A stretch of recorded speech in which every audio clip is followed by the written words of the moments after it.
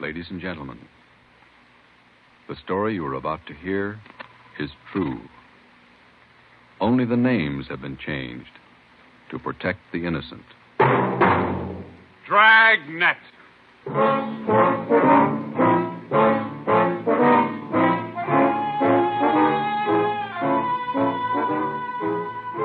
Dragnet, the documented drama of an actual crime, investigated and solved by the men who unrelentingly stand watch on the security of your home, your family, and your life.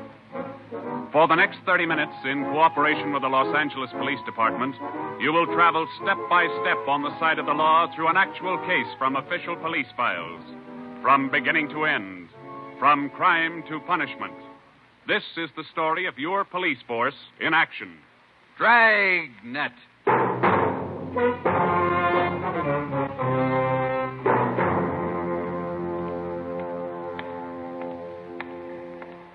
It was Tuesday, March 25th. It was cold in Los Angeles. We were working the night watch out of homicide. Detectives in Los Angeles work in pairs. My partner's Ben Romero. He's a sergeant, so am I. My name's Friday. The boss is Ed Backstrand, chief of detectives. I was on the way back from the record bureau, and it was 13 minutes past 11 when I got to room 42. Homicide. That's a hot shot. Somebody grab it. I got it, Ed. At 1245 East O'Haney Street, 1245. two officers shot. At 1245 East O'Haney Street, two officers shot. What have you got, Friday? Read it. Two officers shot. Where's Romero? Right here, Skipper. Okay, you've got one to roll on. Get going.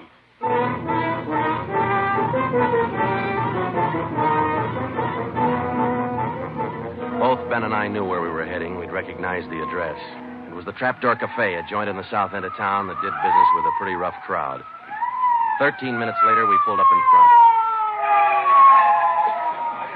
Two patrolmen had the crowd pretty well pushed back. There was a cruiser car in front of the cafe.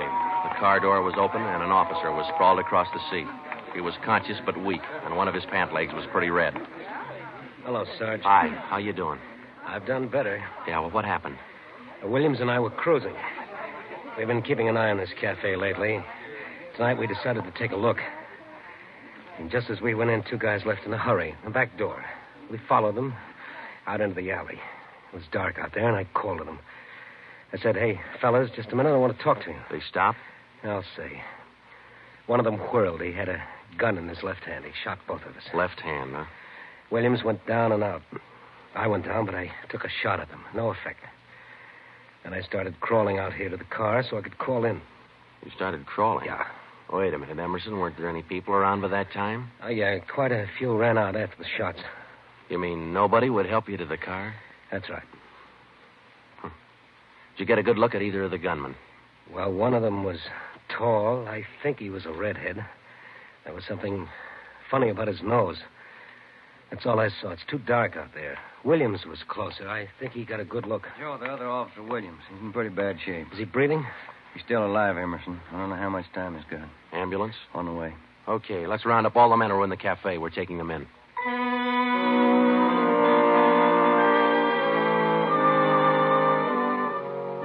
We took all the men back to the city hall. There were 23 in the Trapdoor Cafe at the time of the shooting. We questioned all of them. One of them said there had been a redhead in the place, but he couldn't describe him. Ben and I left the interrogation room, and we went back to the squad room. Friday, Romero. Got a minute? Yeah, Ed. Come on, Ben. Sit down. Okay. You get anything from those people you questioned? Nothing we could use. How's Williams? It's pretty bad. When do they operate? As soon as he comes out of shock. Probably in the morning. You boys will be there. Yeah, we will. When the surgeon digs that slug out, get it and mark it for evidence. Yeah.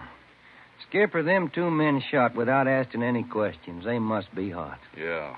Same thing occurred to me. When we get that slug, the ballistics can tell us whether that gun's been used on other jobs. We got enough of their modus operandi to have the statistician give us a run-through on the IBM now. One of them is left-handed, and he shoots quick. Okay, be in surgery tomorrow morning at 9.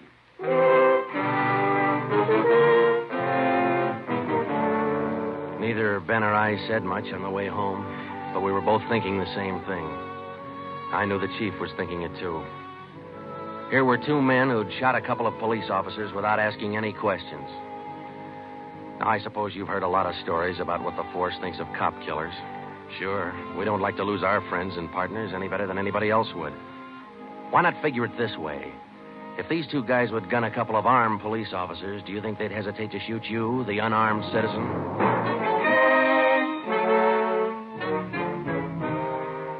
The next morning at 9 o'clock, Ben and I had scrubbed up and we were in surgery.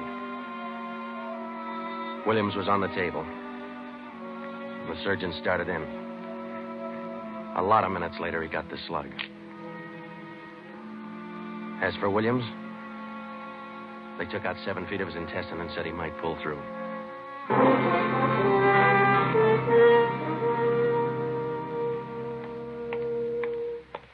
Joe, here's the report from ballistics. The slug they took out of Williams come from a .44 Smith & Wesson.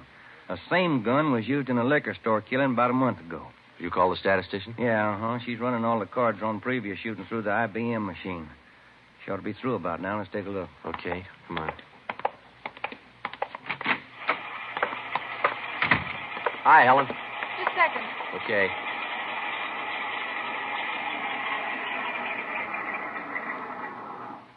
Well, that's it for you. These cards will give you all the shootings pulled by 2 men on foot who shot quick, one of them left-handed. Right. They're all yours. You sure can tell a lot from just a bunch of little holes in these cards, can't you?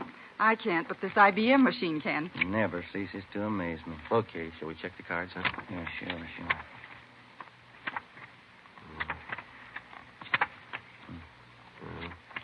Wait a minute, Ben. Here we are. Huh? Yeah. Here's that liquor store killing ballistics tied the Smith & Wesson in on. Same gun that Emerson Williams was shot with? Well, it checks out. The liquor store was in the same neighborhood as the Trapdoor Cafe. Same gun, huh? Got to be. How long ago? A month ago, yeah. Ben, take the DR number off this card and let's pull the crime report on that job.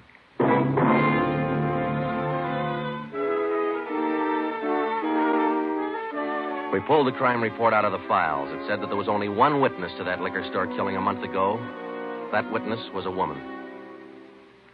Miss Forbes, I'm sorry to disturb you like this, but we'd like to ask some questions about that liquor store killing you witnessed a little over a month ago. Well, I told the police everything I knew about it then. Yeah, we know, but maybe you wouldn't mind telling us again, huh? Oh. No, I guess not. I've been trying to forget it, to tell the truth. It was pretty terrible, and I really didn't see so very much because I was awful scared. I understand. But try to describe again just what happened, will you? Well, it was about 10 o'clock at night. I was walking down the street toward home when I realized I was all out of cigarettes. Well, I was right in front of the liquor store then, so I went in. The clerk was behind the counter, and there were 2 men standing there arguing. What's the idea of changing your mind? I thought we was going to get bourbon. No, let's get the wine. I want bourbon. Costs too much. Wine's good enough. The rest of them want bourbon, too. We better talk to them. Well, okay. We'll be back when we make up our mind, mister. 2 men walked out of the store, and the clerk smiled at me and shrugged his shoulders. I bought a pack of cigarettes and turned to leave. But just then the 2 men came back in again, and each of them had a gun in his hand. There's a stick up, mister. The clerk just sort of crumpled to the floor. I couldn't believe my eyes, but that's just how it happened. The men said this is a stick-up, and then they shot him right away. Get over against the wall, lady, or you'll get the same. One of them punched the no sale on the cash register. I was shaking so I almost caved in. He scooped the money out of the drawer and stuffed it into his pocket. And then the other one went over to where the liquor clerk was lying face down. He knelt down beside the clerk, and he put his gun against the clerk's spine. Then they both ran out of the store. It was terrible. That clerk, he was lying there helpless and wounded, and they deliberately... Yeah, Miss Forbes, I understand. Oh, Miss Forbes, you said that both of the men had guns. Yes. One of the guns was black, and the other was sort of fancy looking. What do you mean, Miss Forbes? Well, it was real shiny. Nickel-plated? I wouldn't know about that, but it was shiny. There were 2 guns, huh? Yes. Well, now about the men themselves. Well, I was so scared their faces just didn't register with me. The one who shot the clerk in the back was sort of stocky. That's about the best I can do. But you mentioned in the report that one of the men was left-handed. Yes, I do remember that. Uh-huh. Look, Miss Forbes, this is very important to us. One of the men was a redhead? Redhead? Why, no, I didn't see any redhead.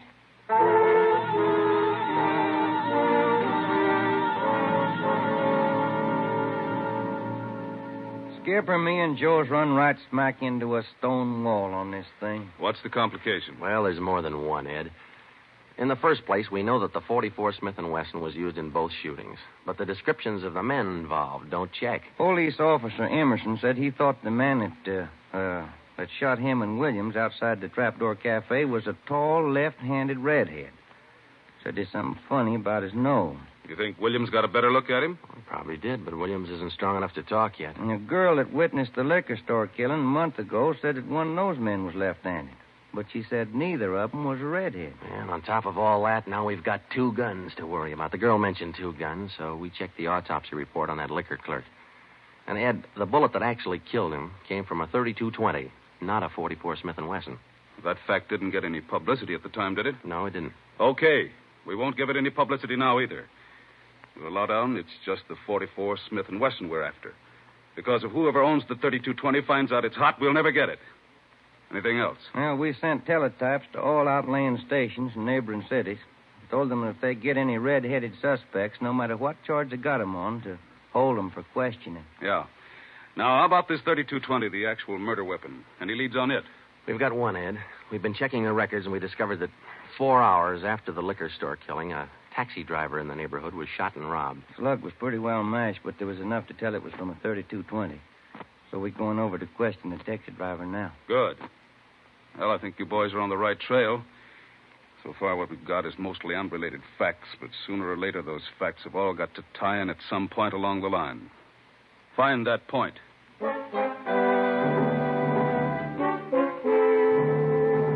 Yeah, find the point. Find the tie-in. Well, Ben and I went over to see the taxi driver, a guy who was living on borrowed time. Yeah, it was about 2 o'clock in the morning when it happened. I got a call to pick up a fare near 105th and Avalon, you know. Yeah. Well, I got there. Somebody came over, pulled open my cab door, and said, "This is a stick-up." Then blew it. You let me have it. Just like that, huh? Yeah, just like that. Same deal as others, Joe. Itchy trigger finger. Yeah. Did you get any kind of a look at the fella? Look, no, it's too dark. Uh-huh. Hey, according to the report, you got shot in the chest. Yeah, that's right. Oh, you're maybe wondering how come I'm still alive, huh? I'll tell you, pal, it's like something you'd see in a bad movie, you know? I'm carrying a few silver dollars with me, 9 of them to be exact. So I decided to stick them in my breast pocket. Well, mister, that just saved my life. The slug hit them silver dollars. It's one for the book, huh? Yeah, you said it. Well, thanks very much. Say, incidentally, we had a little trouble finding you today. You weren't at the stand you operated out of last month. Oh, look, I'm not only not at my usual stand, I'm not driving a hack no more. Oh? Look, after what happened, are you kidding? No, I don't want to push my luck any further than it's been pushed. Yeah, I figure I had it, you know?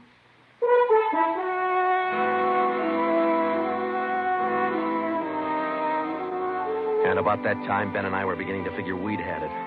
We were getting nowhere fast. We had a few informants nosing around, but so far they hadn't come up with any leads. Well, Ben and I followed up all the teletypes that poured in. We just got back from Santa Ana, where we'd been questioning a red-headed suspect, and we'd flopped in the squad room when Chief Backstrand's door opened. Friday. Romero. Got a minute? Yes, Skipper. Any luck with the Santa Ana redheads? No, none at all. I guess you haven't heard the latest. We just now got back in town, Skipper. Early this morning, another cab driver got shot. What? Yeah. Man came up to his taxi, opened the door, said, "This is a stick-up," and shot him.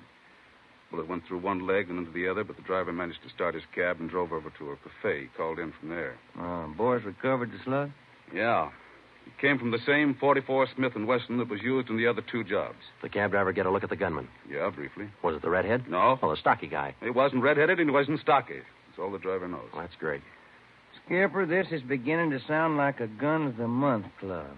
You reckon somebody's renting them guns out? Well, they're passing the guns around all right, but I think they're working together. The way they operate indicates that. Yeah, the trigger-happy routine.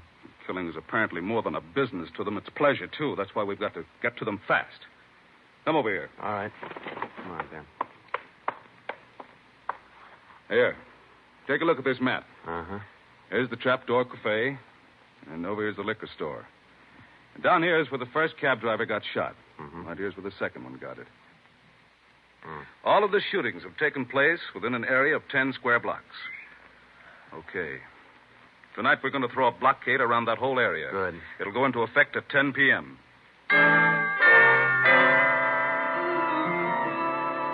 At 9:45 p.m., cars and officers started drifting into the area by twos and threes. And at 10, when Backstrand, Ben, and I arrived, the whole area was sewed up tighter than a tick. Is now code 3. Pacific Ambulance Davis? 1.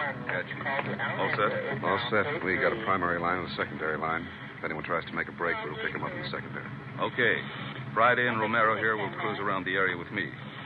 Go to work, men.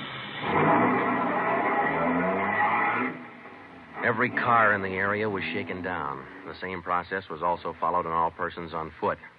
The blockade went on all night. By the end of that time, we'd brought in 217 suspects. 26 of them were redheads.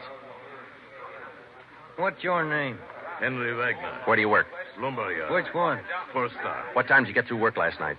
About 6, I guess. What'd you do then? Had some dinner. Where? Harry's grill. Then what? Shot a little pool. Look, I tell you, I ain't done nothing. Now, let's go back to the day before yesterday. Did you work at... And that's the way it went all day long. We shot question after question at them, working them gradually back to the days on which the shootings had taken place. When it was all over, we got 6 men wanted in other cities on various charges. We got quite an assortment of guns and knives. But as far as the shootings were concerned, we got nothing. Well, I guess that's the last of them. Oh, I was running out of questions there at the end. You two boys better go on home and get some sleep. Well, I was kind of figuring on checking back over the reports to see if we might have overlooked something. I said go on home. You two boys have been at it for 32 hours straight. Look at you. You're both so groggy you can hardly stand up. You need sleep. It's 4 p.m. now. Don't come back until 10 p.m.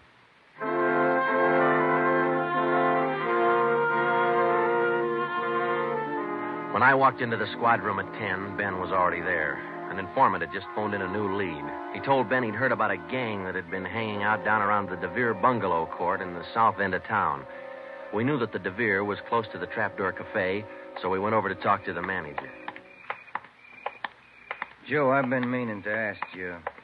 You checked on how Williams is getting along? Yeah, I did. I called the hospital this afternoon. It's going to be all right. Oh, that's fine. Well, here we are. Yeah, manager's office. Still got a light on.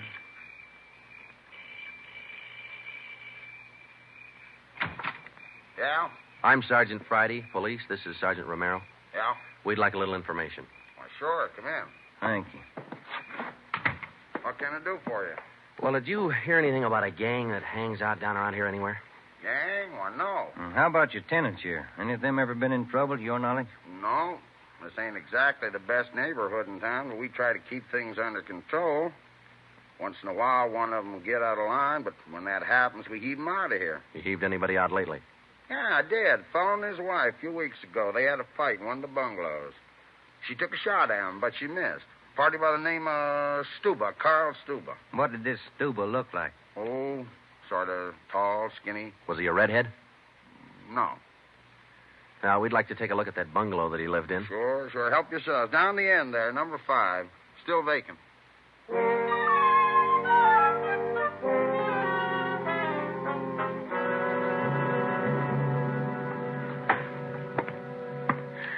Well, I guess that does it.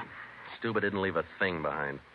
Matter of fact, we don't have anything to prove that this Stuba's tied in at all. We're only working on a hunch. Hey, Joe, look. Where?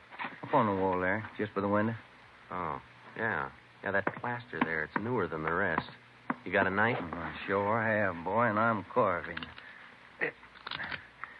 That manager'd be awful unhappy with me if he was here. Yeah, he would. Yeah, it might... Hey, Joe, here it is. A slug.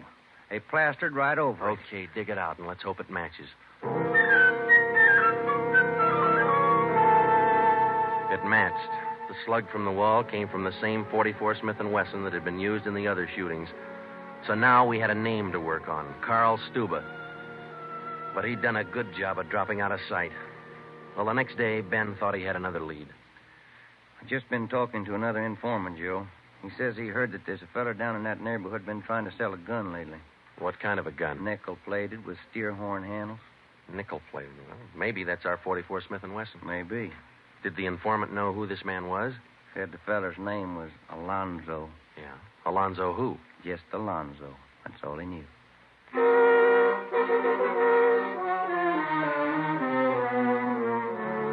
So now we had two names, Stuba and Alonzo, but no men to go with them.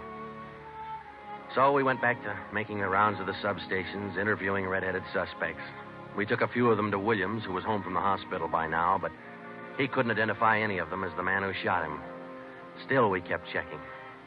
Finally, we got around to the 77th Street station. We questioned the suspects they were holding there, and we just started to leave when one of the officers called us. Hey, Sarge, we're holding somebody else you might want to look at. Redhead? No. What's the charge? Suspicion of burglary. Small job. Oh, I don't know. What do you think, Ben? What's special about him? He lives in the same neighborhood where those shootings took place. All right. Where you got him? Down here. He admit anything? Nope. He's pretty surly. Here we are. Thanks.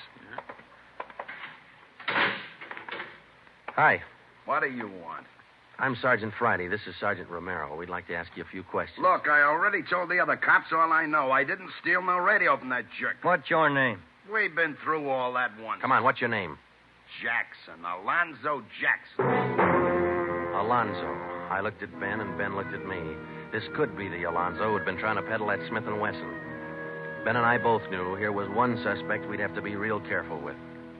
Alonzo, according to the records, this burglary you're suspected of took place on the night of the 27th. Look, how many times do I have to tell you guys they didn't have anything to do with it? You got an alibi for that night? Sure, I got an alibi. I was out with a couple of friends, I can tell you. What's your friends' names, Alonzo? One of them's Crandall, the other Stuba. Stuba, the guy who used to live in the bungalow court. Well, we told Alonzo he'd have to produce his two friends to give him an alibi for the burglary charge, and he bit. He went with us, and he pointed out where Stuba was living now. No wonder we hadn't been able to find him. It was a little shack at the back of a lot behind two houses. We thought it was a chicken coop at first. We took Alonzo back to the station, then we picked up Stuba. He was surprised to see us and not very happy. We took him in. Next, Alonzo gave us Crandall's address.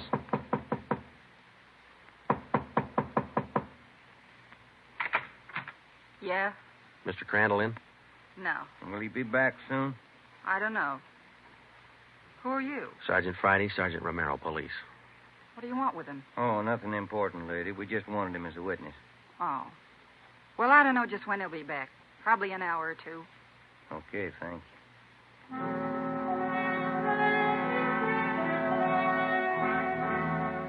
We went down the street away, and we staked out in the car.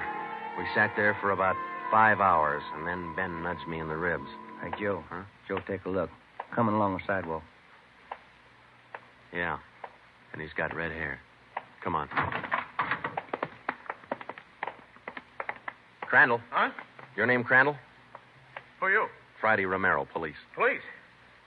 What do you want with me? I haven't done nothing. Well, then you got nothing in the world to worry about. Come on.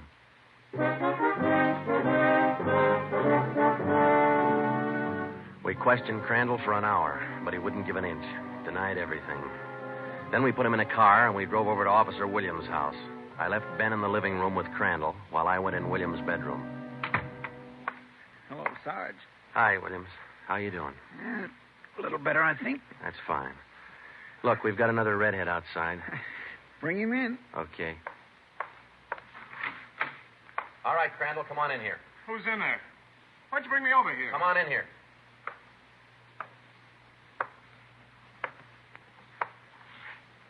How about it, Williams?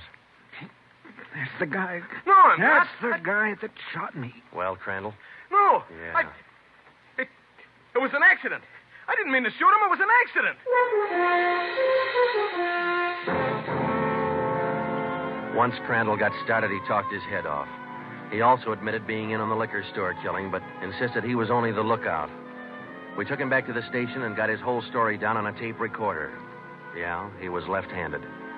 Then we went back to Alonzo, who didn't know we had Crandall's confession. We met the chief in the hall outside the room where they were holding Alonzo. You about ready to tie the knot? Oh, hope so, Chief. But Alonzo hasn't given any yet. And we still haven't found those guns. We've got one of them. Which one? The Smith & Wesson.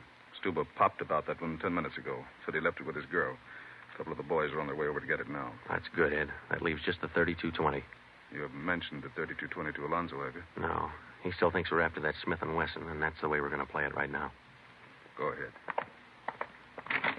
Look, how much longer are you guys going to hold me here? Didn't you check with those friends of mine? Alonzo, we got a tip that you've been trying to sell a gun lately. A gun? Yeah, 44 Smith & Wesson. Oh. No, it's not true. That Smith & Wesson's been used in a couple of robbery jobs this month, and we think it's your gun. That's a lie. Any proof of that? Why, yeah. Sure, I got proof of that. I used to have a gun, but it wasn't a Smith & Wesson. Look, if I tell you where it is, that ought to convince you, shouldn't it? It'll help things. Okay. I sold it to a neighbor of mine. He gave me $7. I'll give you his address. You sure it's not a Smith & Wesson? Sure, I'm sure. It's a 3220. Yeah, it worked. We went to the neighbor's address, and he admitted having bought the 3220, but said he lent it to a friend who'd never returned it. The friend had hocked the gun to a barber. The barber gave him $15 and a haircut for it. We finally got it from the barber, and we came back to the station. I'm all set, Joe. I'll be in the next room. Just give me the nod. Okay. Hello, Alonzo. Hey, you got the gun. Yeah, we got the gun. Well, now maybe you'll believe I'm on the level. Okay if I go now? I guess we won't be able to hold you here much longer. You can say that again, brother.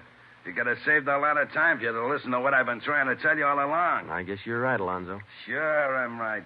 You know, you guys would be a lot better off. You believe guys like me the first time we tell you something. But on the liquor Instead store of job, running... I was only a lookout. I was outside. Huh? It was the other two who pulled that one. Stuba and Alonzo. Alonzo killed the clerk. Hold it, Alonzo. Dirty, All right, Alonzo, that's enough. Now, come on, how about it? Now, what's the use? All right. That's like he said. Okay, Ben, bring the recorder in here. Alonzo's ready to make a record now.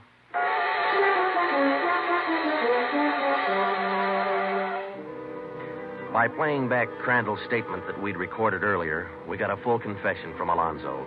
We took the three of them out and had them reenact the 4 shootings, and we photographed it on sound film.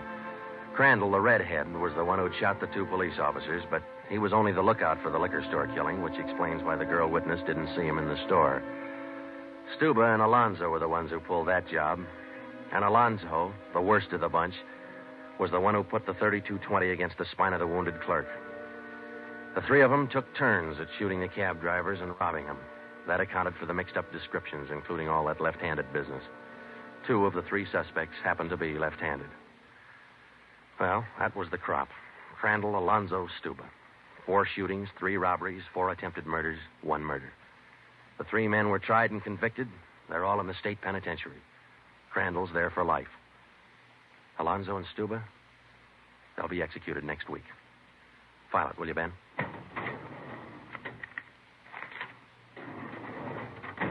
Case closed. Dragnet.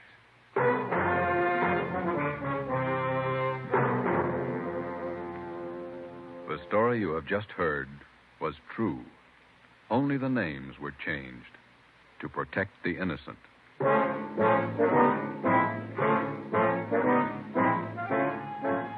You have just heard the second in a new series of authentic cases from official files. Technical advice for Dragnet comes from the office of C.B. Horrell, Chief of Police, Los Angeles Police Department. Tonight's program is dedicated to Radio Officer Delmer E. Cook of the Los Angeles Police Department, who, on the afternoon of December 6, 1948, gave his life so that yours might be more secure. Dragnet came to you from Los Angeles. This is NBC, the national broadcasting company.